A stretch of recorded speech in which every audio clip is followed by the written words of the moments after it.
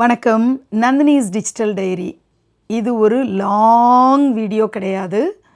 லாங்கும் இல்லாமல் ஷார்ட்டும் இல்லாமல் நடுத்தரமாக ஒரு வீடியோ. இந்த மாதிரி லேண்ட்ஸ்கேப் மாடலில் வீடியோ கொடுத்தா டிவியில் கனெக்ட் பண்ணி பார்க்குற எங்களை போல் ஆட்களுக்கு ரொம்பவே நல்லாயிருக்கும் அப்படின்னு வயசானவங்க நிறைய முறை என்கிட்ட சொல்லிட்டாங்க. நம்ம நந்தினி வைப்ஸில் 75K சப்ஸ்கிரைபர்ஸ் வச்சுருக்கோம். ஆனால் அதில் ஒரு 55+ ஏஜ் இருக்கிறவங்க தான் அதிகமாக இருக்காங்க. அவங்க எல்லாருமே டிவியோட கனெக்ட் பண்ணி பார்க்குறதுனால லேண்ட்ஸ்கேப்பில் கொடுத்தா வீடியோஸ் நல்லாயிருக்கும் அப்படின்னு சொன்னாங்க. பட்டு இதுக்கு ஒரு தடவை வீடியோ ஷூட்டு, ஷார்ட்ஸுக்கு ஒரு தடவை, இன்ஸ்டாகிராமுக்கு ரீல்ஸுக்கு ஒரு தடவைன்னு என்னால் பண்ண முடியாமல் சோம்பேறித்தனமாக நான் லாங் வீடியோ கொடுக்காமலே இருந்தேன்.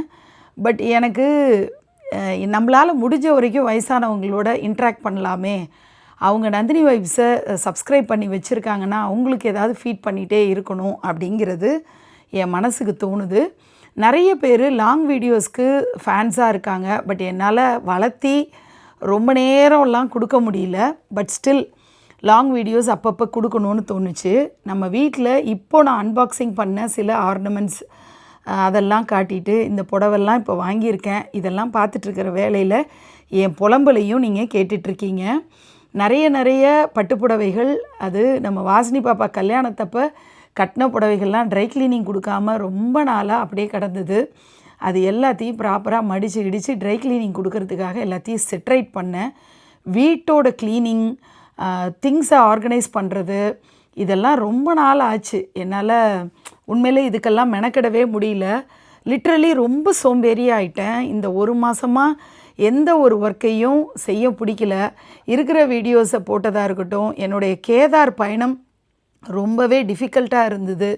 அதோட அலுப்பு தீர்றதுக்கு ரொம்ப நாள் ஆயிடுச்சு. இன்ஃபேக்ட் என் ஐபேடெல்லாம் மாதக்கணக்காக நான் சார்ஜ் போடவே இல்லை.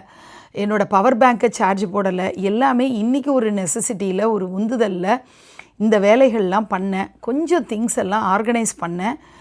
பேங்கிள்ஸ் எல்லாம் கொஞ்சம் ஆர்கனைஸ் பண்ணி அந்த ஷெல்ஃபெல்லாம் நீட் பண்ணேன். என்னோடய வார்ட்ரோபை கொஞ்சம் க்ளீனிங் பண்ணேன். முழுக்க பண்ணலை. நிறைய புடவைகளை நம்ம வீட்டில் வேலை செய்கிறவங்களுக்காக இருக்கட்டும் எல்லாருக்கும் கொடுத்தாச்சு. இந்த சுகபிரம்மர் என்னோடய ஃப்ரெண்டுக்காக காத்துட்ருக்காரு. அவங்க நேரில் வாங்கிக்கிறேன்னு சொல்லியிருக்காங்க. அவங்களுக்கு நான் ஏதாவது கிஃப்ட் பண்ணணுன்ற ஆசையில் வாங்கி வச்சுருக்கேன். அப்புறம் நட்ஸ் எல்லாம் நிறைய சாப்பிட ஆரம்பிச்சிருக்கேன். ஹெல்த் கான்ஷியஸாக கொஞ்சம் இருக்கேன். ஈவினிங் ஒரு காஃபி குடிச்சிட்டு திரும்ப ஒரு அன்பாக்சிங். இந்த அன்பாக்சிங் என்ன அப்படின்னா, ஒரு புக்கு, ஆக்சுவலி ஒரு புக்கு இல்லை 2 புக்கு நான் வாங்கியிருக்கேன். அது காட்டுறேன். அப்புறம் ஒரு ஜுவல்லரி பீஸ் வந்துடுது. இது 3500 கொடுத்து நான் வாங்கியிருக்கேன். ஆனால் பார்த்தா இது எதுக்காக வாங்கினேன்னா, இந்த பக்ஷி, எனக்கு பறவைகள்னாலே ரொம்ப பிடிக்கும். பறவையாய் ஒரு பிறவி வேண்டும்னு எனக்கு ஆசை. இது ஒரு பக்கம் க்ரீன், ஒரு பக்கம் பிங்க் அப்படிங்கிற மாதிரி. இது உள்ளே பார்த்திங்கன்னா ஒரு கொஞ்சம் அந்த பீட்ஸ் மாதிரி இருக்கிறது கொட்டி இருந்தது. அது விடுபட்டு போயிருந்தது. 3500 கொடுத்து வாங்குகிறோம். பட் இந்த குவாலிட்டி இப்படி இருக்குதே அப்படின்னு ஒரு சலனம். பட் ஸ்டில் ஏதாவது பண்ண முடியும்னு நினைக்கிறேன்.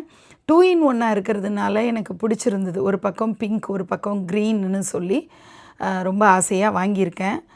இது நான் வேர் பண்ண போகிறேன்னா இல்லைனா வாசினிக்கோ சுந்தரருக்கோ கொடுத்துட போகிறேனான்னு தெரியல. ஜெயகாந்தனுடைய யாருக்காக அழுதான், இது சிறகுகளின் நேரம், இந்த 2 புக்கும் மாதம் ஏதாவது புக்கு வாங்கிட்டுருப்பேன். இந்த புக்கு வந்திருக்கு. நான் படிக்கணும், உங்கள் கூட ஷேர் பண்ணணும். நிறைய பொறுப்பு இருக்குது எனக்கு. யாருக்காக அழுதான் எனக்காக அழு அப்படின்னு 2 குறுநாவல்கள் இருக்குது. யாருக்காகவும் நம்ம அழ வேண்டாம், நமக்காகவும் நம்ம அழக்கூடாது. தைரியமாக எல்லாத்தையும் ஃபேஸ் பண்ணணும் அப்படிங்கிற ஒரு டேக்அவேயோட இந்த வீடியோவை எண்டப் பண்ணுறேன். நாளைக்கு வீடியோவில் சந்திக்கிறேன். நன்றி.